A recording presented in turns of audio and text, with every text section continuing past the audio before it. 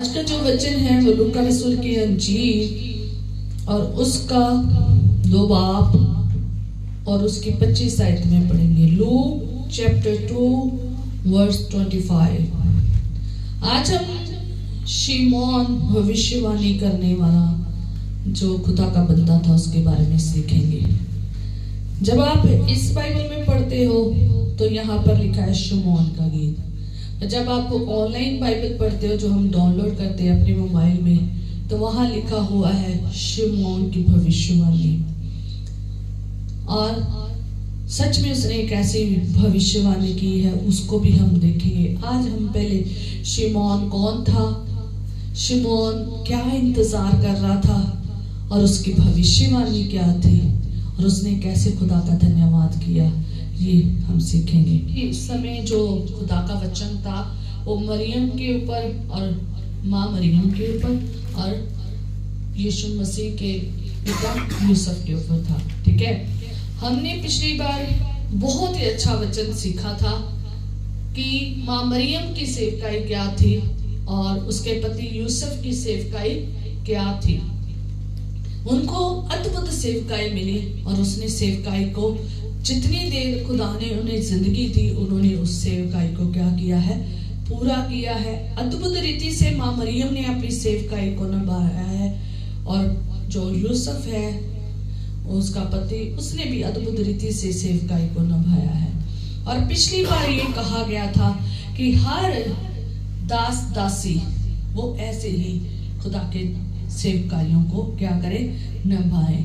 Her husband wife भी ऐसे ही सेवकाइयों को क्या करे, निभाए। और इन सेवकाइयों से सीखे कि हमने भी कैसे सेवकाई करनी है।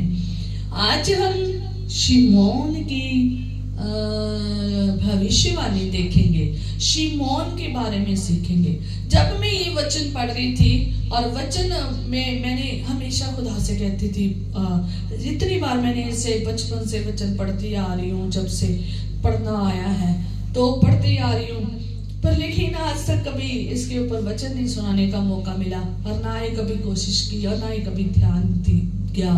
लेकिन इस साल मैं जब खुदा से कह रही थी कि खुदावन कौन सा वचन हो, तो खुदावन ने मन में जैसे जैसे वचन डाले वैसे वैसे मैंने बयान किए हैं। और इस हफ्ते जब मैं खुदा से कह रही थी कौन सा वचन हो, तो खुदा ने शिमोन की भविष्यवाणी का वचन दिया, उसके गीत का, उसके बारे में जानने का वचन दिया। और मैं कहती थी खुदावन इतने शास्त्री थे, इतने याजक थे, इतने खुदावन तुझे मानने वाले बहुत थे, पर लेकिन शिमोन ही क्यों है जिसका नाम कहाँ पे आया है, यीशु मसीह के जन्म के टाइम पे आया है। कुछ चंद नाम ही यीशु के जन्मदिन के ऊपर आए हैं। जब आप मत्ती रसूल की अंजील पढ़ते हैं और लूका रसूल की अंजील पढ़ते हैं, इन दोनों अंजीलों में कुछ ही चंद लोगों के नाम दिए गए हैं जिनका नाम यीशु के जन्म से पहले और यीशु के जन्म के बाद आया है, यीशु के जन्म के टाइम पे आया है। और जब मैं पढ़ रही थी कि चलो माँ मरियम का तो बनता है, माँ चाहिए है ना, बाप का भी बनता है, ठीक है, यूहन्ना बपतिस्मा वाले की मम्मी पापा का भी बनता है। तो लेकिन जब मैं शिमोन जो था उसके ऊपर पढ़ रही थी तो मैं कहती खुदावन शिमोन जैसे बहुत संत होंगे तेरे, बहुत सारे तेरे धर्मी पुरुष होंगे, पर लेकिन शिमोन ही क्यों। तो जब आज आप शिमोन के भविष्यवाणी को देखेंगे, खुदा का बंदा शिमोन को देखेंगे ना, आज आप वहां से सीखेंगे कि खुदावन आपसे क्या कहना चाहता है और खुदावन उसे क्यों जीवित रखा है और क्या कारण है और क्या उसने और उसके जीवन क्यों इतना अद्भुत है कि खुदा ने उसको अपने बेटे के समय तक संभाल के रखा है, अपने बेटे के आने के जन्म के समय तक क्या रखा है, संभाल के रखा है। लूका उसको स्पेशल शिमोन के बारे में लिख रहा है। क्यों ऐसा स्पेशल था कि जो खुदा का बंदा शिमोन के बारे में लिख रहा है, क्यों स्पेशल इतना खुदा ने स्पेशल एक शिमोन, एक हन्ना जो लेडी थी उसके बारे में, भविष्यवक्ता थी जो खुदा की बंदी थी उसके बारे में, दोनों के बारे में लिखा है। आज हम शिमोन के बारे में पढ़ेंगे और लिखा है खुदा के वचन में लूका 2 उसकी 25 आयत में कि यरूशलेम में शिमोन नामक एक मनुष्य था। वह मनुष्य धर्मी और भक्त था और इस्राएल की शांति की बाट जो रहा था और पवित्र आत्मा उस पर था और पवित्र आत्मा द्वारा उस पर प्रकट हुआ कि जब तक वह प्रभु के मसीह को ना देख लेगा तब तक मृत्यु को ना देखेगा। वह आत्मा के सिखाने से मंदिर में आया और जब माता पिता उस बालक यीशु को भीतर लाए कि उसके लिए व्यवस्था की रीति के अनुसार करे, तो उसने उससे अपने गोद में लिया और परमेश्वर का धन्यवाद करके कहा। अब क्या कहा वो हम बाद में पढ़ेंगे, पहले हम इतना खुदा के वचन में सीखेंगे। शिमोन सचमुच बहुत खास खुदा का बंदा था। बहुत धर्मी होंगे वहां पर, बहुत से भगत होंगे वहां पर शिमोन एक खास था जो यीशु के जन्म तक क्या है, जीवित है और उसका स्पेशल नाम बाइबल में आया है, यीशु के जन्म में आया है। और शिमोन जो था वो एक क्या था, धर्मी मनुष्य था, धार्मिकता में चलने वाला मनुष्य था, यरूशलेम में रहता था और धार्मिकता में चलने वाला मनुष्य था। ऐसे नहीं खुदावन ने किसी का नाम बाइबल में लिख दिया। याद रखिए दो चीजें हैं जो बाइबल में लिखी गई हैं। एक वो लोग जिन्होंने परमेश्वर के साथ नहीं थे और विरोधता में थे, उनको कैसे खुदा ने हराया और कैसे उनको अपने लोगों के ऊपर और अपने लोगों को उनके ऊपर विजय होने दिया है। ये अद्भुत आप कलाम को वहां पर देख सकते हैं। और कुछ लोग चंद इसलिए बाइबल में लिखे गए हैं क्योंकि वो धर्मी थे, आत्मिक थे, इसलिए वो बयान किए गए हैं। और उनमें से एक धर्मी पुरुष ये भी था, जो कौन, शिमोन था, धार्मिकता में चलने वाला पर्सन था। आज इसका नाम बाइबल में है तो इसलिए नहीं है कि उसने कुछ गलत किया था, जहाँ खुदा की विरोधता कर रहा था, जहाँ खुदा के लोगों के विरोध में था, जहाँ वो कुछ गलत करने के लिए था। नहीं, उसका नाम इसलिए है क्योंकि वो धार्मिकता में चलने वाला था, वो खुदा के धर्म में चलने वाला था, जो खुदावन वचन के अनुसार कह रहा था, सिखा रहा था, जो वचन के अनुसार था वो उसके मुताबिक चलने वाला। हालेलुया। धार्मिकता में चलने वाला मीन्स वचन के अनुसार चलने वाला, खुदा की इच्छा के अनुसार चलने वाला, खुदा के कहने के अनुसार चलने वाला, उसकी व्यवस्था में चलने वाला। जो खुदा की व्यवस्था में चलते हैं, जो पवित्रताई में चलते हैं, उनको धर्मी कहा जाता है। हालेलुया। और दूसरा लिखा है कि वो भगत था।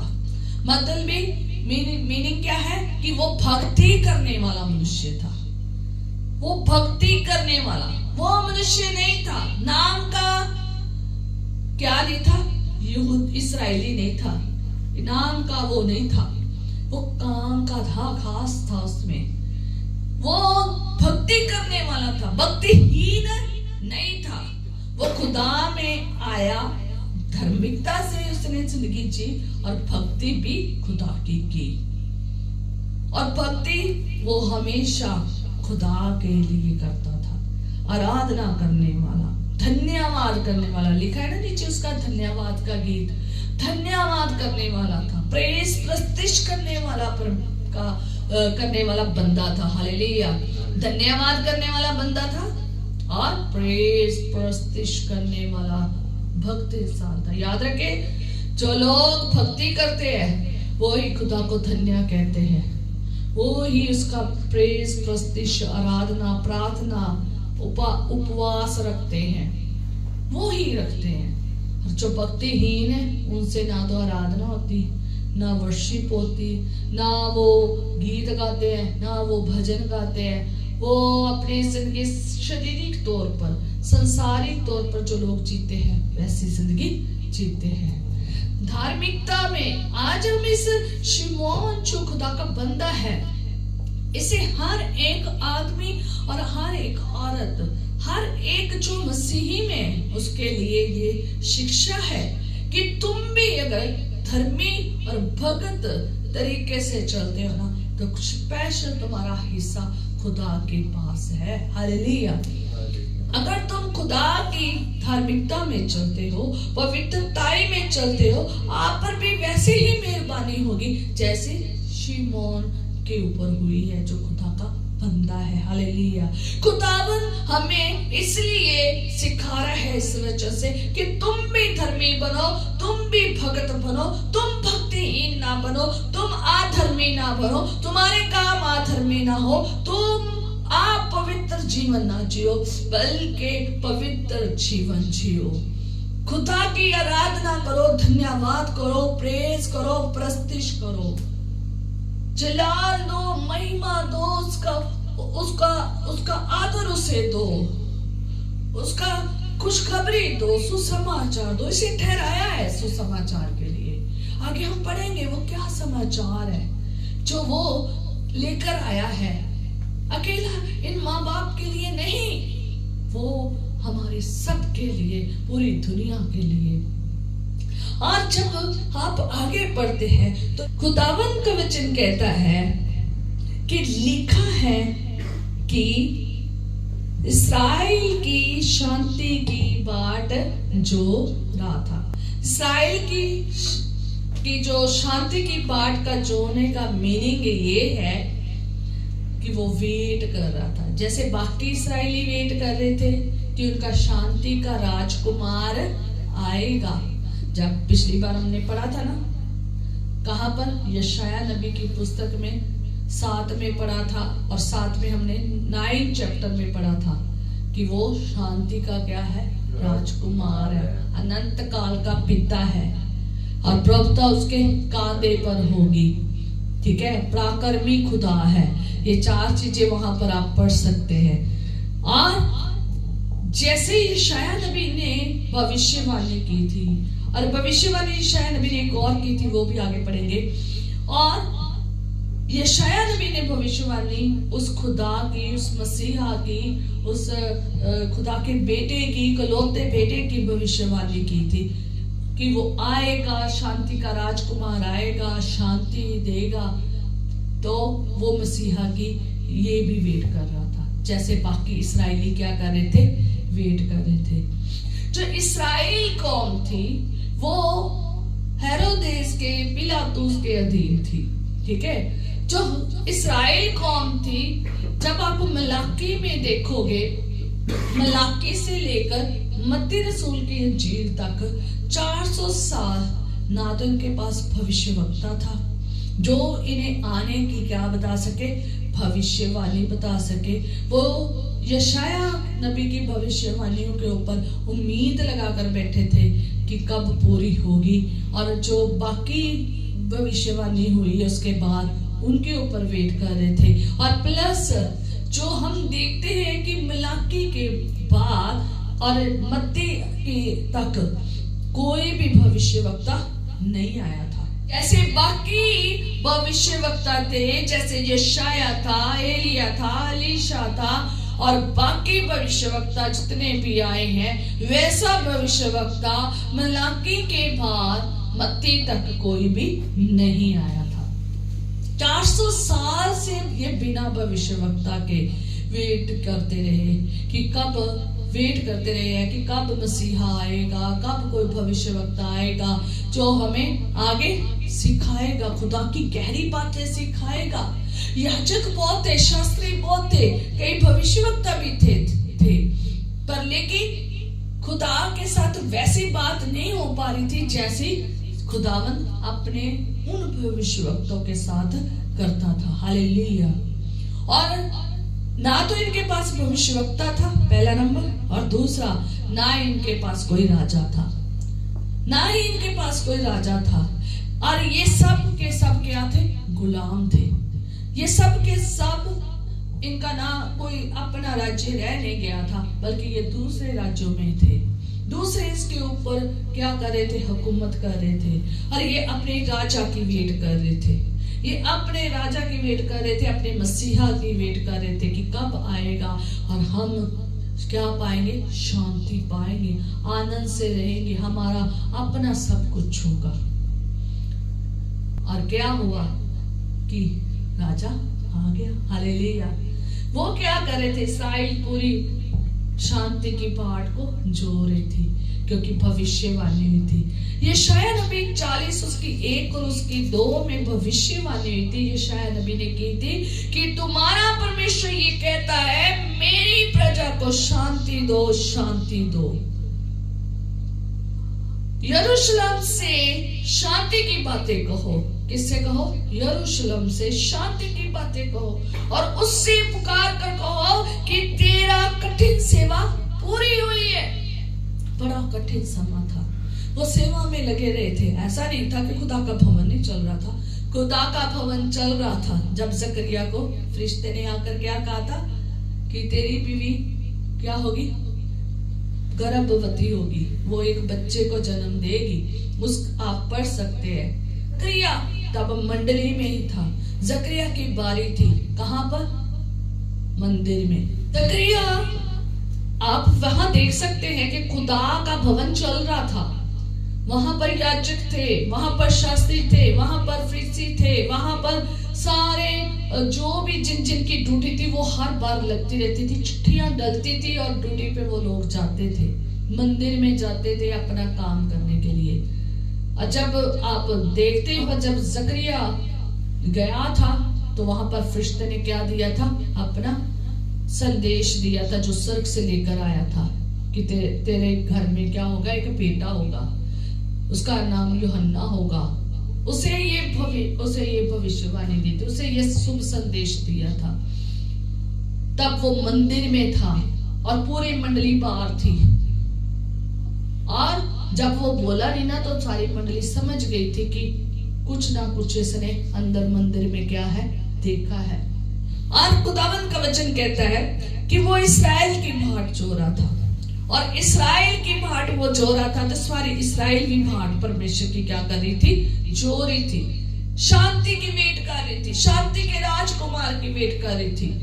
मंदिर चल रहे थे, याजक थे, सब शास्त्री थे, सिखाने वाले थे, सब कार्य हो रहे थे, पर लेकिन ना तो उनका अपना राज्य रहा, ना उनका अपना कोई राजा था, ना उनके पास वैसे भविष्यवक्ता था जिनसे खुदावन अद्भुत रीति से बात करता था।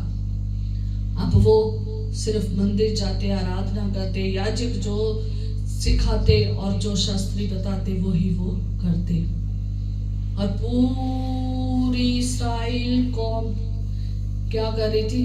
शांति से बैठी थी, वेट कर रही थी। उनमें से शमौन भी शांति से बैठा वेट कर रहा था कि कब वो मसीहा आएगा और कब हम आजाद होंगे, कब हम आनंद पाएंगे, कब हम आशीष पाएंगे। यशायाह नबी की यह भविष्यवाणी जो 40 और उसकी 1 की 2 में जो परमेश्वर की वाणी है, यशायाह नबी के द्वारा हुई है, क्या कहता है कि तुम्हारा परमेश्वर कहता है कि मेरी प्रजा को, मेरी इस्राएल कौम को क्या दो? शांति दो, शांति दो।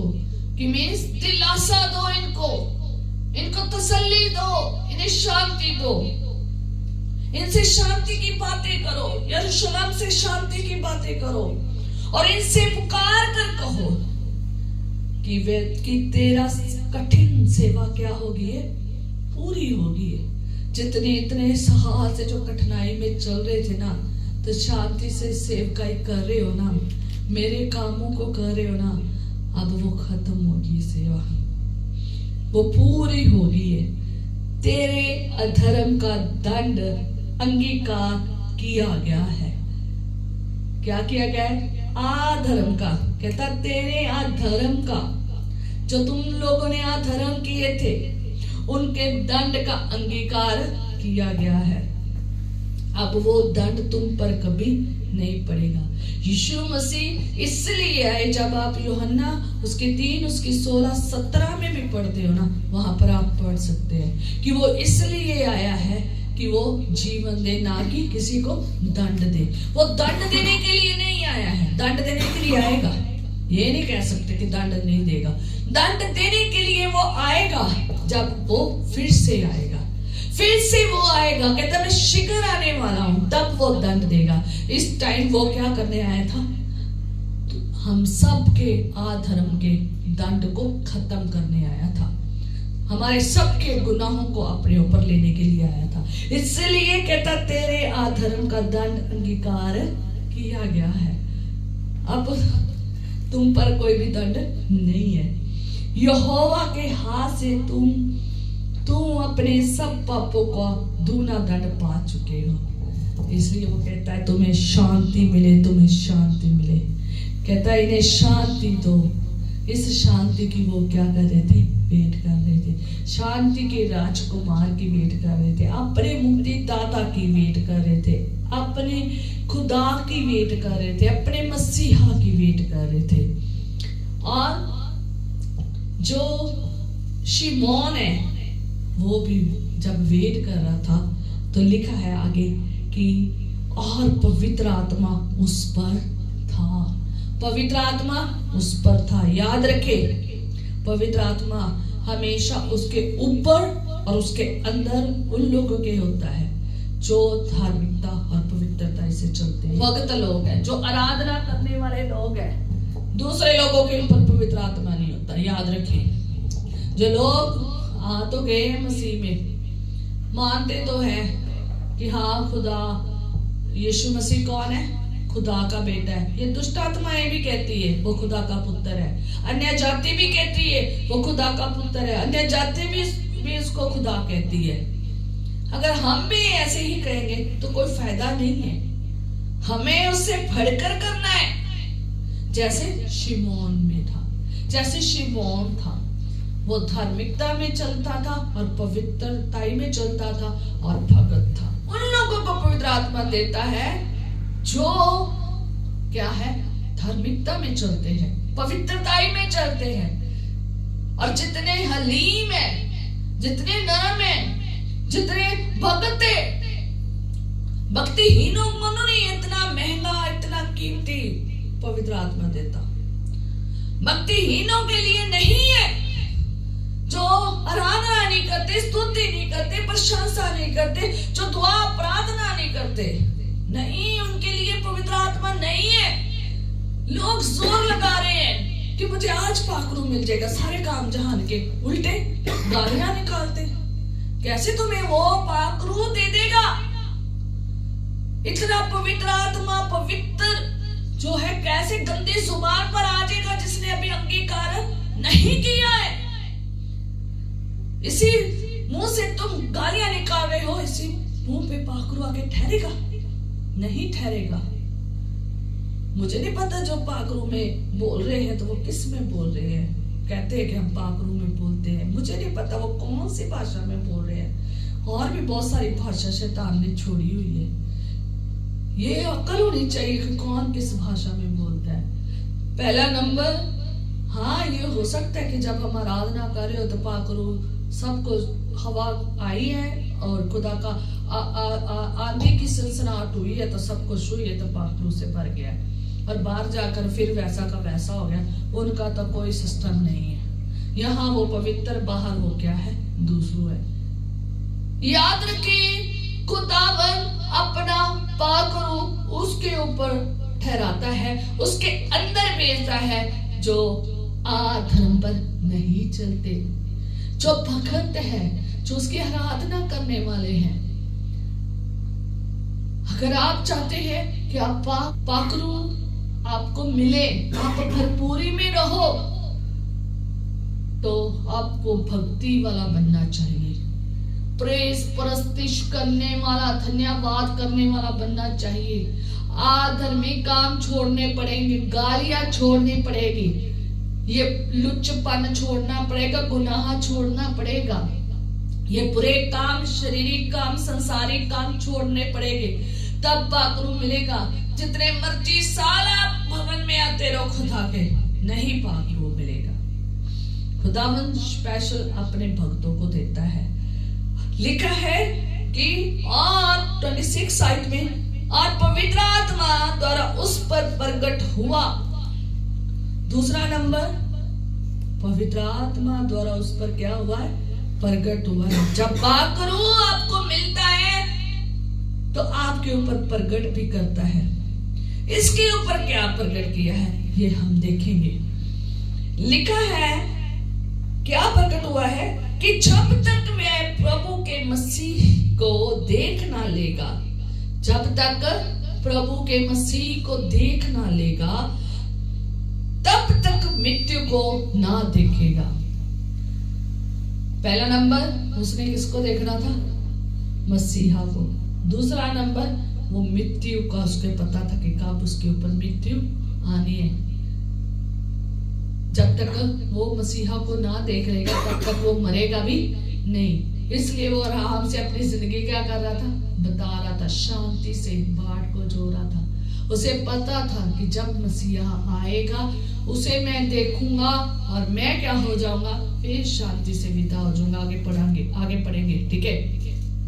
याद रखिए, जो पाकरू पाए लोग हैं, खुदावन पाकरू पाए हुए लोगों के ऊपर ही अद्भुत बातों को प्रकट करता है। जैसे शिमोन पाकरू पाया, उसके ऊपर पाकरू था और उसके ऊपर ये बातें अद्भुत प्रकट हुई है। एक नहीं, आगे भी प्रकट हुई है। अद्भुत बातें प्रकट हुई है। अद्भुत बात ये प्रकट हुई कि तू मसीहा को क्या करेगा? देखेगा। तेरी आंखें उधार को देखेगी। तू मसीहा को देखेगा, तू शांति के राजकुमार को देखेगा, तू पराक्रमी खुदा को देखेगा, तू अनंत काल के पिता को देखेगा, तू मसीहा को देखेगा। और तू देखेगा और तब तक नहीं तू मरेगा जब तक तुझे देख ना लेगा। तू उतनी देर तक क्या रहेगा? जीवित रहेगा। और वो जिंदा भी रहा। हालेलुया। जब खुदावन पाकरू बात करता है, जब खुदावन ने इतनी अद्भुत बातों को प्रकट करता है, तब वो पूरी भी होती है। तुक्के वाली बातें पूरी नहीं होती, अंदाजा लगाई हुई बातें पूरी नहीं होती। आज बहुत सारे लोग हैं, पाकरू पाए हुए लोगों को बातों को क्या कर देते? तुच्छ कर देते हैं। उनको कहते पागल है, ये बेवकूफ है, ये इनको समझ नहीं है, ये अपनी मर्जी से बोलते हैं, ये अपने तरीके से बोलते हैं। जबकि उन्हें नहीं पता कि वो कितनी भक्ति करने वाले, कितनी आराधना करने वाले, कितनी वो अपने जीवन को किस तरीके से व्यतीत कर रहे हैं। जब आप ऐसे वर्ड बोलते हैं ना, आप उनको नहीं बोल रहे होते, आप खुदा के पाकरू को बोल रहे होते हो। क्योंकि खुदावन का पाकरू प्रकट करता है और प्रकट की हुई बातों को दूसरों तक खुदा का बंदा लेकर आता है और उनके ऊपर विश्वास करना हमारा काम है। और जो विश्वास नहीं करता वो नाश हो जाता है, निर्बुद्ध इंसान नाश हो जाता है। यहां पर हम देखते हैं इसने विश्वास किया है और बड़ी लूका इसको लिख रहा है। लूका रसूल जो है खुदा का चेला, यीशु का चेला है, वो लिख रहा है इसके बारे में। दुनिया जानती थी कि ये मरेगा नहीं जब तक ये मसीहा को ना देख लेगा। हम जब पाकरू पाए हुए लोगों को तुच्छ समझते हैं ना, तो खुदावन पसंद नहीं करता। याद रखें, अगर आप चाहते हैं कि खुदावन की गहरी बातें आपके ऊपर प्रकट हो, खुदा की अद्भुत ज्ञान की बातें आपके ऊपर प्रकट हो, खुदा के कलाम की बातें आपके ऊपर प्रकट हो, आने वाले समय की बातें आपके ऊपर प्रकट हो, आने वाला समय में आपके साथ क्या होने वाला है, चाहे आपके जीवन है, चाहे आपका मृत्यु है, चाहे कोई काम है, कुछ भी क्यों ना हो, अगर आप चाहते हैं कि आपके ऊपर प्रकट हो, आपको पाकरू से भरना होगा। जैसे शिमोन के ऊपर खुदा का पाकरू था और वो आने वाले समय को जान गया था कि मैं कब तक जीवित हूं, मैं कब तक जीवित हूं। और वो मसीहा को, उसे पता था कि मैं मसीहा को पक्का देखूंगा। बाकियों को भावे कुछ भी पता नहीं था कि वो मसीहा को देखेंगे या नहीं देखेंगे, पर इसको पता था कि मैंने मसीहा को देखना है। हालेलुया। याद रखें, जब मैं ये वचन लिख रही थी ना, तो मैं कह रही थी खुदावन मुझे विश्वास है कुछ लोग तब तक जीवित रहेंगे, फर्क नहीं पड़ता उनकी उम्र क्या है। मुझे नहीं पता शिमोन की उम्र क्या है, पर लेकिन जब मैं ये वचन पढ़ रही थी मेरे दिल में आ रहा था कि इसकी उम्र बहुत ज्यादा है, ये बहुत बूढ़ा है और ये बहुत समय से वेट कर रहा है, क्योंकि ये विदा होने के लिए चाहता है कि खुदा के पास चला जाए। आगे पढ़ भी सकते हैं। इसकी उम्र बहुत ज्यादा है, सिर्फ ये किसकी वेट कर रहा है? मसीहा की। तब वो शांति से सोएगा। और जब मैं ये वचन को पढ़ रही थी, खुदावन मेरे मन में बात कर रहा था, तो मैं खुदा से कह रही थी कि मुझे खुदावन मेरे मन में आ रहा है ये बात कि जब तक तू फिर से तू आने वाला है, यीशु मसीह फिर से आने वाला है। और मुझे ऐसे लग रहा था, अंदर ही ऐसे बात उठ रही थी कि तब तक कई लोग नहीं मरेंगे जब तक यीशु नहीं आएगा। एक बार वो दुनिया में आ गया है, दूसरी बार वो फिर आने वाला है। जब तक यीशु मसीह नहीं आएगा तब तक कई लोग जीवित रहेंगे, उसके साथ जाएंगे, स्वर्ग राज्य में जाएंगे। हालेलुया। जैसे शिमोन वेट कर रहा है, ऐसे कई लोग उसके आगमन की क्या करेंगे? वेट करेंगे, जिंदा उठाए जाने के लिए। हालेलुया। ये मेरे दिल में आ रहा था। मैं नहीं चाहती, ये खुदावंत के लोगों से बात कर रहा है, उनके दिल में बात कर रहा है कि तुम नहीं मरोगे जब तक कौन नहीं आएगा? यीशु आएगा नहीं। और क्या हुआ कि यहाँ पर खुदावंत ने शिमोन के ऊपर अद्भुत रीति से प्रकट किया है।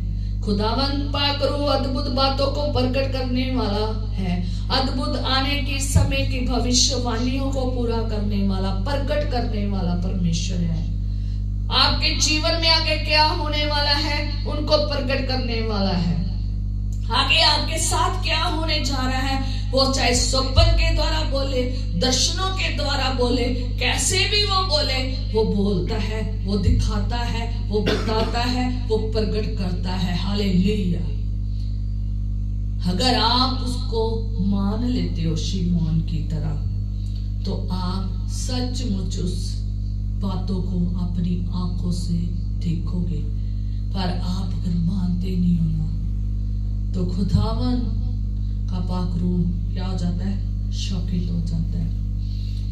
आगे लिखा है परमेश्वर के वचन में कि वह आत्मा के सिखाने से मंदिर में आया, और जब माता पिता उस बालक यीशु को भीतर लाए कि उसके लिए व्यवस्था की रीति के अनुसार करें। अब क्या हुआ था? यीशु मसीह आ गया। जब मां मरियम और यूसुफ, जो मां मरियम का पति था, वो बालक को लेकर मंदिर में आए। ये मूसा की व्यवस्था थी, जो व्यवस्था बच्चे पैदा होने के बाद व्यवस्था को क्या करना था? पूरी करना था। उस व्यवस्था को पूरी करने के लिए मंदिर में आए हैं। खुदावंद पाक रूह ने शिमोन को सिखाया। क्या सिखाया? कि बच्चा अब क्या आ गया है? वो मसीहा जिसकी तू वेट कर रहा है ना, वो मंदिर में आ गया है, वो खुदा के भवन में आ गया है। वहां पर क्या हो जा? चला जा। हालेलुया। पाक रूह कैसे बातें करता है, अब इधर को जा, अब उधर को जा, अब ये कर, ये बोल, वो कर। कितनी अद्भुत बात है। फिर पाक रूह हर पर्सन के पास होना चाहिए या नहीं होना चाहिए? अगर हमारे मसीह लोग अगर इसी प्रकार पाक रूह के कहने में हो और भरे हुए हो, तो ऐसे ही खुदावंद सिखाता है, ऐसे ही खुदावंद बयान करता है। और इसको खुदावंद ने सिखाया है, खुदा पाक रूह ने सिखाया है। अब तू मंदिर में चला जा, अब मंदिर में कौन आ गया है? वो मुक्तिदाता आ गया है, वो मसीहा आ गया है, वो शांति का राजकुमार आ गया है। जिस शांति की तुम क्या कर रहे थे, वेट कर रहे थे, वो आ गया है। और ये वहां पर क्या हुआ है, चला गया है। और वहां पर जैसे ही उसने बच्चे को देखा है, 28 में पढ़ सकते हैं, जैसे ही उसने बच्चे को देखा है और अपनी गोद में ले लिया और परमेश्वर का धन्यवाद किया। कितनी बड़ी बात है कि जिस समय की वो वेट कर रहा था, जिस खुदा की वो वेट कर रहा था, मसीहा की वेट कर रहा था, उसको देखकर क्या किया है, धन्यवाद किया है। आज खुदावन को आप कैसे धन्यवाद करते हैं? यीशु को जब मिलते हैं, जब बातें करते हैं, ऐसे मुलाकात करते हैं, क्या धन्यवाद करते हैं? अगर नहीं ना करते, धन्यवाद सीख लीजिए। मैं सच में कहती हूँ कि जिस दिन से मैं खुदा के पाक रूह से भरी हूं ना, मैंने धन्यवाद करना सीख लिया। मुझे धन्यवाद सिखाना खुदा ने सिखाया है। मैं 2 मिनट का धन्यवाद नहीं, मैं घंटों घंटे धन्यवाद कर सकती हूँ। मेरा धन्यवाद कभी खत्म नहीं होता। जितने घंटे मुझे बच्चे बिठा सकते हो। अगर मेरे वाक्य खत्म हो जाते हैं, अगर मेरे शब्द खत्म हो जाते हैं, तो मैं बाइबल के शब्दों का इस्तेमाल करना शुरू कर देती हूँ। अगर बाइबल भी मैं कई बार रख देती हूँ ना साइड पे, तो मैं फिर कहती हूँ खुदावंद पाक रूह तू मुझ में धन्यवाद में बातें कर। मैं ज्यादा तौर पर पाक रूह में बोल रही होती हूँ ना, तो मैं धन्यवाद ही बोल रही होती हूँ, स्तुति कर रही होती हूँ, आदर दे रही होती हूँ, वंदना कर रही होती हूँ। कभी कभी आप उसको ध्यान से सुनो ना, तो वो आराधना ही हो रही होती है, उसकी सभा की बातें कर रही होती हूँ। और सचमुच खुदावंद सिखाता है, पाक रूह सिखाता है। पाक रूह हमें इसलिए दिया गया है, इसलिए दिया गया है कि वो हमें सिखाए, वो हमें बताए अब तुझे कहाँ जाना है, वो कौन आया है, किस प्रकार आपने यीशु से मिलना है, किस प्रकार उसे देखना है, किस प्रकार आपने धन्यवाद करना है। पाक रूह सिखाता है, इसलिए तो वो धन्यवाद कर रहा है। जो खुदावंद के लोग पाक रूह पाए हुए ना, वो ही घंटों घंटे धन्यवाद कर सकते हैं। हालेलुया। दूसरे बंदे से मैं कहती 2 मिनट नहीं दुआ पे बैठा जाता, वो टिक के बैठ ही नहीं सकते। वो 2 मिनट बैठेंगे उठ के चल जाएंगे, 2 मिनट बैठेंगे उठ के चल जाएंगे, 2 मिनट बैठेंगे उठ के चल जाएंगे। उनका प्रोसेस यही रहेगा। वो 1 घंटा प्रार्थना करेंगे, आधा मिनट तो वो उठने बैठने में ही लगा देंगे। पर जो धन्यवाद करने वाले भक्त लोग हैं ना, वो कहते हैं हम सारी चीजें साइड पे कर देंगे, हमारा ध्यान, हमारा पूरा लगन जो है ना वो खुदा से होनी चाहिए। वो अपना टाइम नहीं वेस्ट करते। और जो दूसरे लोग होते ना, वो बहाना ढूंढते, अब क्या पानी ना पी आइए हैं, अब हम जाके वो ना खा आइए, अब भूख लग गई, अब ये हो गया, अब वो हो गया, अब खड़े हो जाते, अब पीछे चले जाते, अब ये कर आते, वो बहाने। पर जो आत्मिक रीति में चलने वाले लोग हैं, पवित्र आत्मा से भरे होते लोग, वो कहते धन्यवाद करते रहे, आराधना करें, कैसे और समय लगाएं। उनके पास समय कम पड़ जाता है, वो घंटों घंटे का समय भी क्या हो जाता है, कम पड़ जाता है। और जब उसने धन्यवाद किया तो 29 आयत में उसने क्या बोला, है स्वामी अब तू अपने दास को अपने वचन के अनुसार शांति से विदा करता है। हालेलुया। अब उसका इंतजार क्या हो गया है, खत्म हो गया है। पवित्र आत्मा ने उसे दिखा दिया है, सिखा दिया है कि ये है मुक्तिदाता। अब उसने हाथ में लिया, गोद में लिया, धन्यवाद किया और खुदा के साथ बात की है, स्वामी अब तू अपने दास को। आज बहुत सारे लोग दास नहीं बनना चाहते, खुदा बनना चाहते हैं। दास ये कहता अपने दास को, दास बने, उसके खिदमतदार बने, खिदमत करने वाले बने। जो दास होते वही खिदमत करते हैं। दासों को ही देखा ना खिदमत करते हैं, खिदमत करते अच्छे से अपने मालिक की। ऐसे दास बने, ऐसी बातें करे खुदा के साथ। कहता तू अपने दास को अपने वचन के अनुसार, मीन्स जो तूने वचन दिया था कि तू तब तक नहीं मरेगा जब तक तू मसीहा को देख ना लेगा, उस वचन के अनुसार अब मुझे शांति से क्या शांति से विदा करता है। अब उसे पता चल गया है कि अब मैं शांति से विदा होने जा रहा हूं। अब तू मुझे शांति से विदा करता है। अब उसे पता है कि ये संसारिक सफर मेरा क्या होने वाला है, खत्म होने वाला है, और मैं अब स्वर्ग में छाऊंगा और मेरा नवा सफर शुरू होने वाला है। हालेलुया। खुदावन का पाक रूह आपके आने के समय एंड तक आपको बताएगा कि तुम्हारा सफर खत्म होने वाला है। जब मेरे डैडी की बाइबल खोली गई तो उसमें वहां पर एक नोट लिखा हुआ था जिसमें लिखा था कल किसी ने नहीं देखा, ऐसा कुछ एक नोट लिखा था एंड टाइम का। वर्डिंग मुझे अच्छे से याद नहीं है कि कल किसी ने नहीं देखा, ऐसा कुछ वर्ड लिखा हुआ था। खुदावन अपने लोगों को आने वाले समय में बता देता है कि अब तुम्हारा जिंदगी का सफर, जो शरीर का सफर संसार में, मसीह जीवन का सफर यहाँ खत्म होगा। अब तू स्वर्ग में जाएगा, अब तू शांति से मरेगा। आज लोगों को पता ही नहीं है कि वो शांति में मरेंगे या कैसे मरेंगे।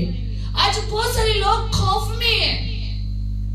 जब कोई किसी की डेथ हो जाती है वहां जाए ना, तो जिसकी मौत कहीं मुश्किल से हुई ना, तड़प के बीमारी से, परेशानी से, किसी तरीके से, वहां लोग बड़ा खौफ में आ जाते हैं कि हमारी मौत ऐसे ना हो।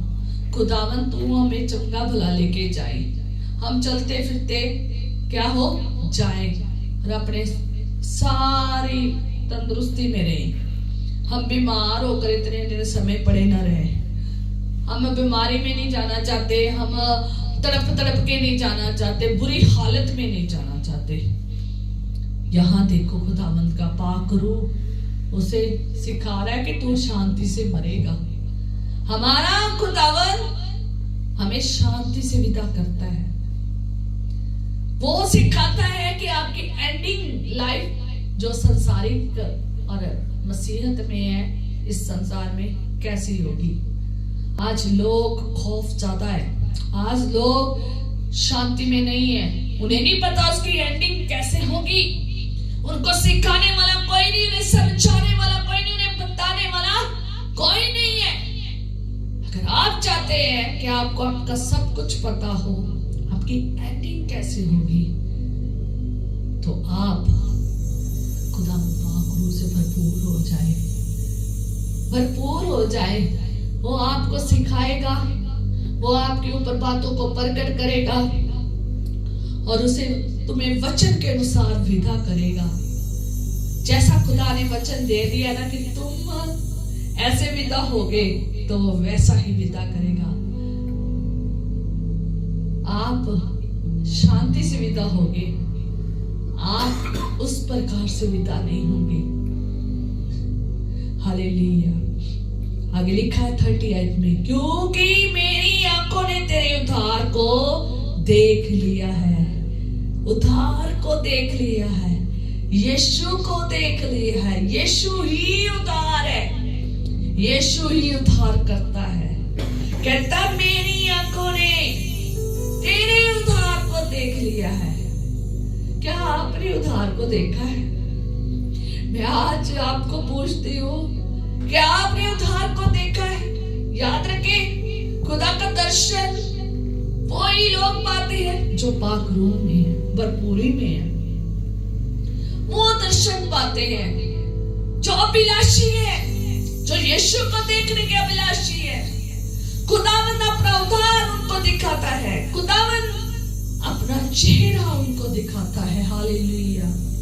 क्या आपने अभिलाषा रखी है? क्या रखी है? क्या दर्शन देखा है?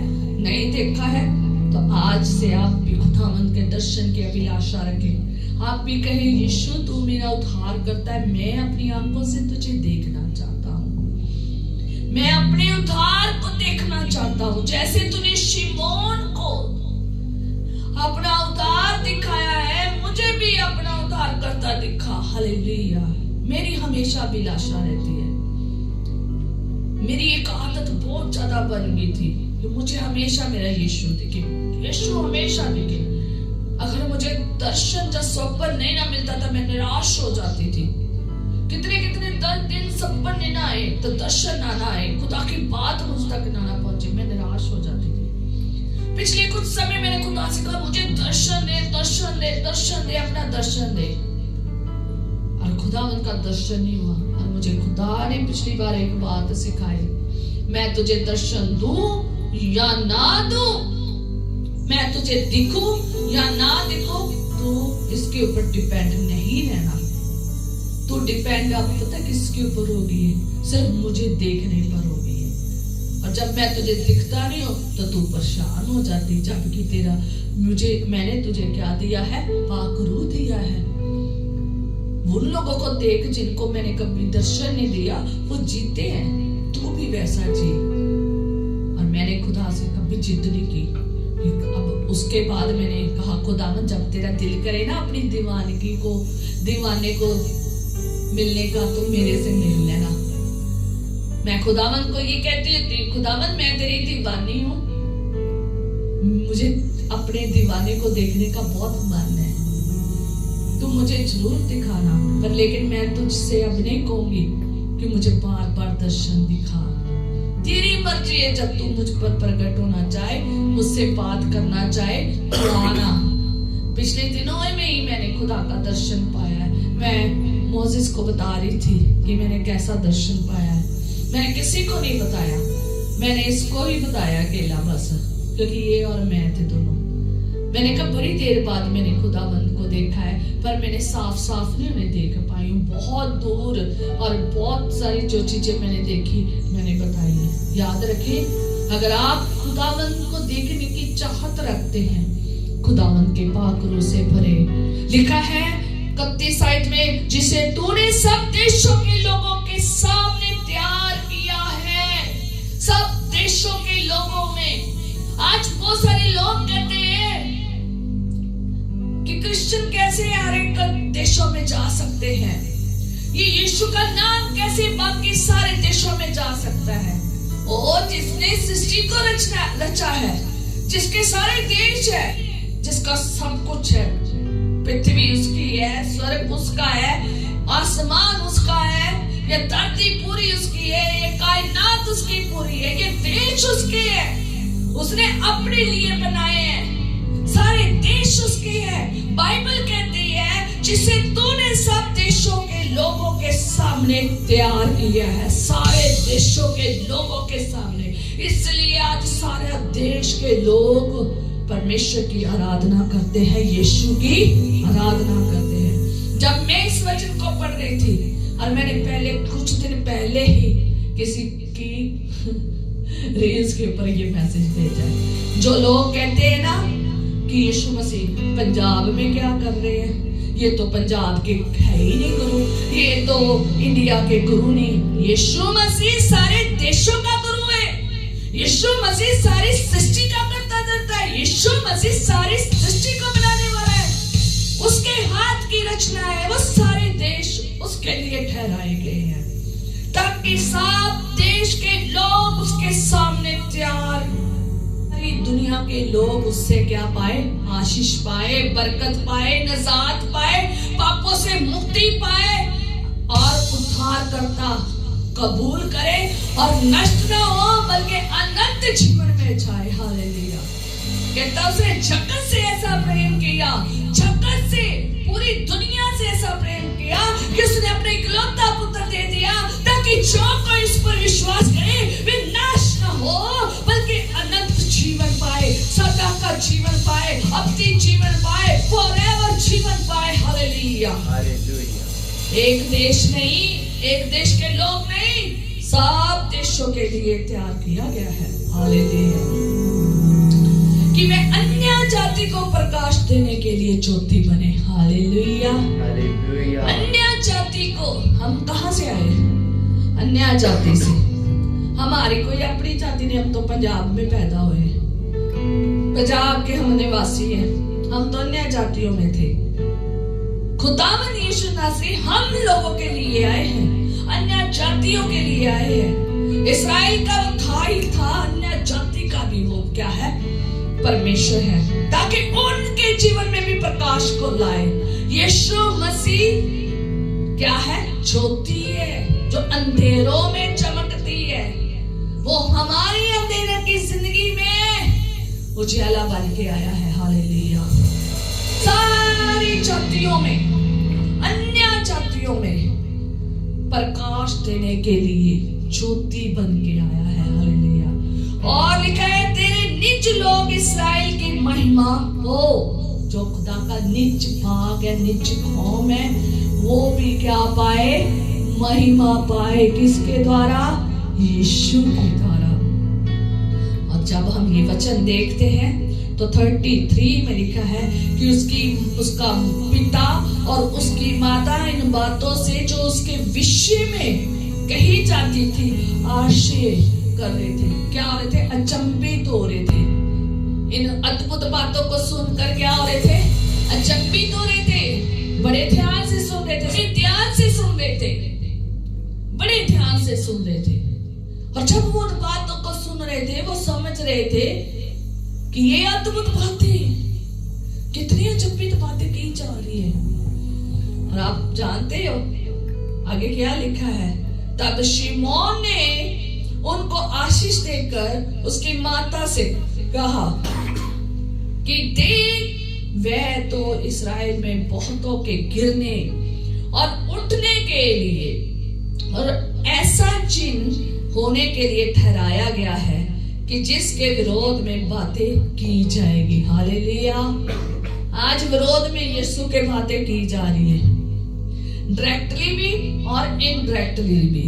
खुदा के लोगों को क्या कहा जा रहा है? बुरा कहा जा रहा है, ताकि सीधा नहीं कह सकते। ये लोग सीधा नहीं यीशु को कह पा रहे। इनडायरेक्ट वे से खुदा के लोगों को बुरा करके उसको बुरा कहा जा रहा है। कुछ लोग सीधा ही आते हैं यीशु मसीह की तरफ लड़ने के लिए और उसके विरोध में खड़े हैं।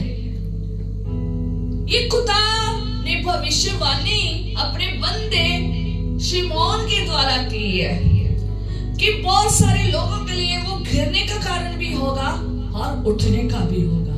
याद रखें, यीशु मसीह जब दुनिया में आया, उसने जब प्रचार किया, बड़े अचंभे काम किए, अद्भुत काम किए, अनोखी बातें की, बहुत सारे लोग उन अनोखी बातों को सुन कर अचंभित हो रहे थे और भागे चले आ रहे थे। और भीड़ की भीड़ उठती जा रही थी, उठती जा रही थी, बदलती जा रही थी, जीवन बदलते जा रहे थे, बहुत कुछ हो रहा था। पर कुछ लोग थे जो लोग ठोकर खा रहे थे, गिर रहे थे, दूर हो रहे थे।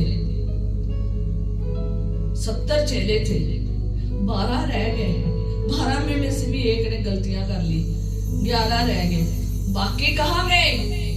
वो ठोकर खा के गए थे, क्योंकि जब यीशु मसीह ने उनसे अद्भुत बातें की ना, तो वो वहीं पर ठोकर खा गए, पीछे हट गए, चले गए। वो 70 जो आनंद के साथ मुड़े थे, आनंद के साथ खुदा का काम करके आए थे, बहुत अद्भुत चिन्ह चमत्कार करामाते करके आए थे, बदरूओं को निकाल कर आए थे, देखकर इतना कुछ ठोकर खाकर क्या हो गए? पीछे। कई लोग थे जो क्या हो गए? ठोकर खा गए। और कई लोग थे ना, वो क्या हो गए? बच गए। याद रखें, ठोकर वो खाता है जो समझ नहीं रखता। ठोकर वो खाता है जो घमंड में, हंकार में रहता है, जो समर्पित नहीं होते। उठाता उन्हें है जो मानते हैं कि यीशु हमारा मुक्तिदाता है। हालेलुया। कहता ऐसा चिन्ह ठहराया गया है। कुछ लोग ठोकर खाएंगे, कुछ लोग बहुत सारे लोग गिर जाएंगे, बहुत से लोग गिर जाएंगे और बहुत सारे लोग उठने लगेंगे। एक ऐसा चिन्ह है जिसके विरोध में बातें की जाएगी। सचमुच सबसे ज्यादा विरोध अगर हो रहा है ना तो ये बाइबल का हो रहा है।